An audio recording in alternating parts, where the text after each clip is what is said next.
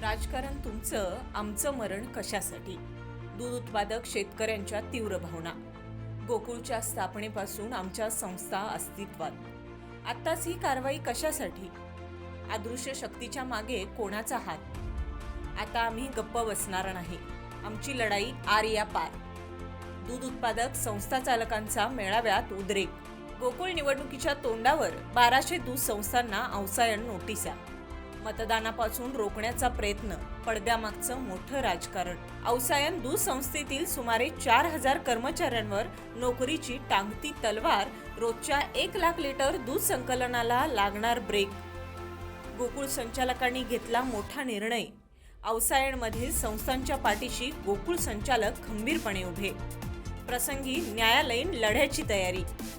दुग्ध विभागाचे सहाय्यक निबंधकांनी सखोल चौकशी करून संस्थांना न्याय द्यावा. 7 एप्रिलपासून दूध संस्थांची सुनावणी. या संपूर्ण घडामोडींमध्ये राजकारण हेच मुख्य कारण आहे. गोकुळच्या दूध उत्पादक संस्था चालकांना वेठीस धरणारा धुरंधर कोण? राजकीय सत्तेच्या पटलावर मात्र बळी दिला जातोय सामान्य शेतकरी. गोकुळ संचालकांच्या एकजुटीमुळे अन्यायग्रस्त दूध संस्था चालकांना मोठा दिलासा. अखेर जिंकणार कोण? अदृश्य शक्ती की सामान्य दूध उत्पादक शेतकरी? संपूर्ण महाराष्ट्राला लागली उत्सुकता.